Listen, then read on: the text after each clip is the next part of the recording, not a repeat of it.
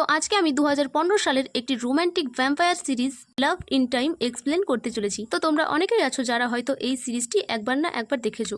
তো তোমরা যারা এই সিরিজটি দেখেছো তাদেরকে আরও একবার দেখার অনুরোধ করব। এই সিরিজটির 9টি এপিসোড আছে। আজকে আমি এপিসোড 1 এক্সপ্লেন করব। তো চলো শুরু করা যাক। তো গল্পের শুরুতেই আমরা জর্জ নামের একটা ভ্যাম্পায়ারকে দেখি, যে আর একটা খারাপ ভ্যাম্পায়ারকে বোঝাচ্ছিল যে আমাদেরকে যদি মানুষের সঙ্গে থাকতে হয় তাহলে ভ্যাম্পায়ারদের নিয়ম অনুযায়ী আমরা তাদেরকে মারতে পারবো না, কিন্তু তুমি সেই নিয়ম মানছো না। তখন সেই খারাপ ভ্যাম্পায়ারটা বলে যে আমি এসব নিয়ম কানুন কিছু মানি না আর মানবও না। এইসব বলেই সেই খারাপ ভ্যাম্পায়ারটা জর্জের ওপর অ্যাটাক করতে থাকে। অন্যদিকে এই সিরিজের মেন নায়ক রয়কে দেখানো হয় যে একটা ঘরে বসে এইসব অনুভব করতে পারছিল। এরপর রয় সেখানে চলে যায় আর খারাপ ভ্যাম্পায়ারটার ওপর অ্যাটাক করে। এরপর খারাপ ভ্যাম্পায়ারটা যখন পালাচ্ছিল তখন তার কাছ থেকে একটা কয়েন পড়ে যায়। এর পরের দিন এই সিরিজের মেন নায়িকাকে দেখানো হয়। তো এর নাম লোকি নামটা কেমন তার জন্য আমি একে নায়িকা বলে রাখবো, ঠিক আছে। তো এই গল্পের নায়িকা তার সাইকেলে করে কলেজ যাচ্ছিল। কলেজ যাওয়ার পথে সে সেই কয়েনটি কুড়িয়ে পায় যেটি কাল রাতে সেই খারাপ ভ্যাম্পায়ারের কাছ থেকে পড়ে গিয়েছিল। সে সেই কয়েনটি তুলে নিজের কাছে রেখে দেয় কারণ কয়েনটি তার বেশ ভালো লাগে। এরপর নায়িকা কলেজে আসলে তার বন্ধু নাগাই-সাম তার সঙ্গে দেখা করতে আসে। এরপর তারা দুজনে যখন দাঁড়িয়ে গল্প করছিল তখন এই কলেজের সব থেকে বড়লোক 3জন স্টুডেন্ট আসে। তো প্রথমের এই ছেলেটার নাম হামান, আর এই ছেলেটির নাম ম্যাক্স, আর এই মেয়েটির নাম অ্যাঞ্জেলিনা, যে নিজেকে কলেজের সব থেকে সুন্দরী আর বুদ্ধিমতী মেয়ে বলে মনে করে। তারা তিনজনে নায়িকার সেই সাইকেলটি দেখে হাসাহাসি করতে থাকে এবং এরপর সেখান থেকে চলে যায়। এরপর নায়িকার ব্যাগ থেকে সেই কয়েনটি পড়ে যায় যেটি সে কুড়িয়ে পেয়েছিল।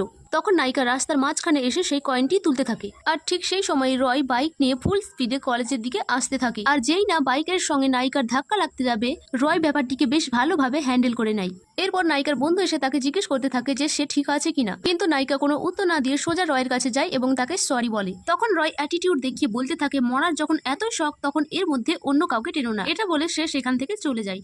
এর পরের সিনে আমরা দেখতে পাই নায়িকা সেই কুড়িয়ে পাওয়া কয়েনটি তার লকারে রেখে দেয়। এর পাশাপাশি আমরা এটাও দেখতে পাই যে নায়িকা সেখানে আরো বেশ কিছু কয়েন কালেক্ট করে রেখেছে, কারণ কয়েন কালেক্ট করতে তার বেশ ভালো লাগে। এরপর আমরা নায়িকাকে তার বান্ধবীর সঙ্গে দেখি, নাম সিতু, আমরা সিতু বলে রাখবো, ওকে। তো সিতু নায়িকাকে একটা 5% ডিসকাউন্টের কুপন দিয়ে বলে এটা আজ সন্ধ্যা পর্যন্ত চলবে। এরপর সিতু তাদের কলেজের নিউজ দেখায় যে তাদের কলেজে একটা নতুন স্টুডেন্ট ভর্তি হয়েছে। এরপর আমরা কলেজের অন্যান্য মেয়েদের থেকে সেই ভর্তি হওয়া ছেলেটির ব্যাপারে জানতে পারি। তো সেই ছেলেটি হলো রয়, যে খুব হ্যান্ডসাম, বড় লোক এবং সিঙ্গেল। এরপর নায়িকা ক্লাসে তার বান্ধবীর পাশে বসে এবং তাকে জিজ্ঞেস করে যে ক্লাসে আজ এত স্টুডেন্ট কেন। তখন তার বান্ধবী বলে সবাই সেই নতুন ভর্তি হওয়া স্টুডেন্টটিকে দেখতে এসেছে।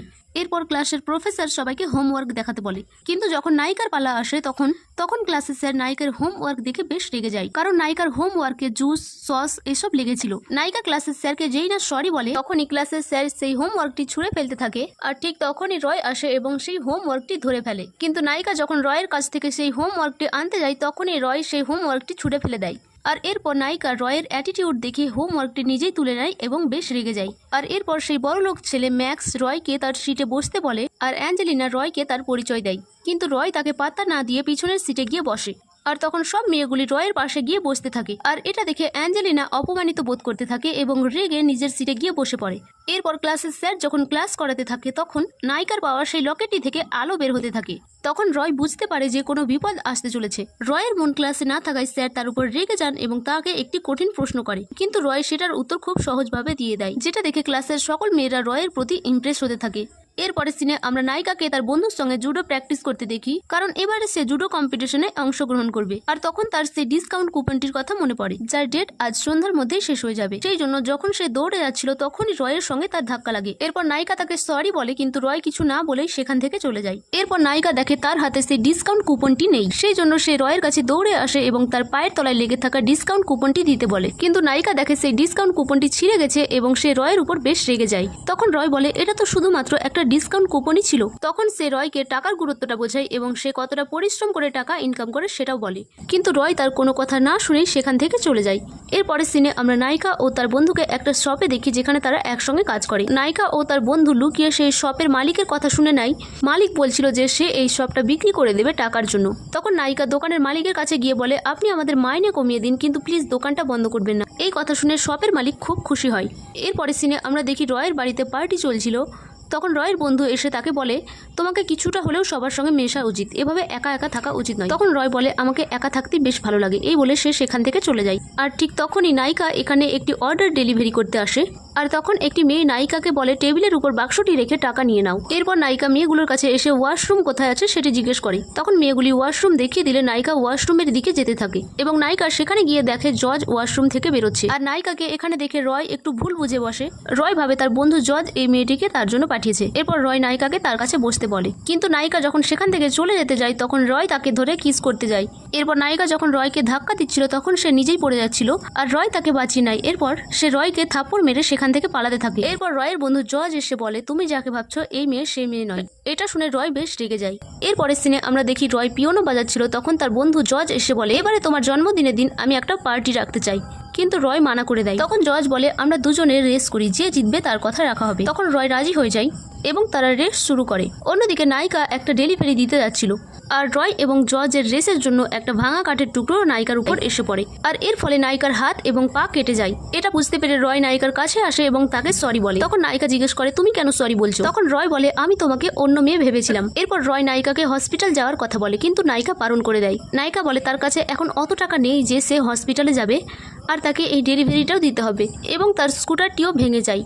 এরপর রয় নায়িকাকে কোলে করে তুলে নিয়ে আসে এবং সেই সময় জর্জও সেখানে আসে আর এরপর রয় নায়িকাকে নিয়ে সেই অর্ডারটি ডেলিভারি দিতে যায়। এরপর রয় যখন ডেলিভারিটি দিয়ে ফিরে আসছিল তখন নায়িকা মনে মনে বলে যে আজ পর্যন্ত এরকম হ্যান্ডসাম ছেলে তাকে সাহায্য করেনি এবং রয়কে সে যতটা খারাপ ভেবেছিল সে ততটাও খারাপ নয়। কিন্তু রয় তার মনের কথা সব শুনে নেয়, কারণ সবার মনের কথা শোনার মতো ক্ষমতা তার কাছে ছিল। আর রয় নায়িকাকে হসপিটাল যাওয়ার কথা বলছিল, কিন্তু নায়িকা বারণ করে দেয় কারণ তার কাছে টাকা ছিল না। আর এর জন্য রয় তার পাওয়ার দিয়ে তাকে অজ্ঞান করে ফেলে এবং হসপিটালে নিয়ে যায়। হসপিটালে যখন নায়িকার জ্ঞান ফেরে তখন সে রয়ের উপর প্রচন্ড রেগে যায়, কারণ হসপিটালের খরচ দেওয়ার মতো টাকা তার কাছে নেই আর কেন সে বিনা অনুমতিতে তাকে হসপিটালে এনেছে। তখন রয় বলে সে সমস্ত খরচের টাকা দিয়ে দিয়েছে, এই বলে সে সেখান থেকে চলে যায়। এরপর রয় যখন বাড়ি ফেরে তখন তার বন্ধু জজ তাকে জিজ্ঞেস করে, তুমি এত তাড়াতাড়ি কেন বাড়ি ফিরলে? তখন রয় বলে, এখন সে ঠিক আছে। তখন জজ বলে, তুমি ওখানে ফিরে যাও, সবার সঙ্গে একটু মেশাও দরকার, একা একা থাকা একদম উচিত নয়। এরপর রয় বলে সে জজের সঙ্গে কন্ট্রাক্ট করে রেখেছে যে তার 224তম জন্মদিন পর্যন্ত সে ভ্যাম্পায়ার হয়ে থাকবে, কারণ রয় আর এই পৃথিবীতে ভ্যাম্পায়ার হয়ে বেশি দিন বাঁচতে চায় না। আর তখন আমরা একটা ছোট্ট ফ্ল্যাশব্যাকে দেখি একটি গ্রামে একটি ভ্যাম্পায়ার সমস্ত মানুষকে মেরে ফেলছে আর সেখানে রয় তার গার্লফ্রেন্ডকে সেই ভ্যাম্পায়ারের কাছ থেকে নিয়ে পালাচ্ছিল, কিন্তু সেই ভ্যাম্পায়ার রয়কে ফেলে দিয়ে তার গার্লফ্রেন্ডের গলায় কামড় দিয়ে তাকে মেরে ফেলে। তখন রয় কিছুই করতে পারেনি। এখানে সেই ভ্যাম্পায়ারকে দেখানো হলেও রয়ের সেই গার্লফ্রেন্ডকে দেখানো হয় না। এরপর আমরা রয়কে দেখি সে তার রুমে বসে এইসব কথা ভাবছিল। আর অন্যদিকে হসপিটালে আমরা একটা অ্যাক্সিডেন্ট পেশেন্টকে দেখি যার অনেক রক্ত বের হচ্ছিল আর তার রক্তের গন্ধ শুনে সেই খারাপ ভ্যাম্পায়ারটা সেই হসপিটালে চলে আসে। আর সেই হসপিটালে আমরা নায়িকাকে দেখি। নায়িকা একটা লিফটে ঢোকার পর সেই লিফটের সমস্ত লাইট অফ হয়ে যায় আর নায়িকা তখন জোরে চিৎকার করতে থাকে আর তার চিৎকারের আওয়াজ রয় শুনতে পায়। আর রয় তার পাওয়ারকে কাজে লাগিয়ে দেখার চেষ্টা করে যে হসপিটালে আসলে কি হচ্ছে। আর রয় তখন দেখে যে সেই খারাপ ভ্যাম্পায়ারটা হসপিটালে কারো রক্ত খাচ্ছে। তখনই রয় সেখানে দ্রুত চলে যায় আর তার পাওয়ারকে কাজে লাগিয়ে দেখার চেষ্টা করে যে নায়িকা কোথায় আছে। আর এরপর রয় দেখে নায়িকার পুরো জামায় রক্ত লেগে আছে এবং সে ভীষণ ভয় পেয়ে আছে। রয় তখন নায়িকাকে জিজ্ঞেস করে যে কি হয়েছে, কিন্তু নায়িকা এতটাই ভয় পেয়েছিল যে সে কিছুই বলতে পারে না আর নায়িকা তখনই অজ্ঞান হয়ে যায়। আর এপিসোড 1 এখানেই শেষ হয়ে যায়। তো এর পরের ভিডিওতে আমরা এপিসোড 2 দেখব।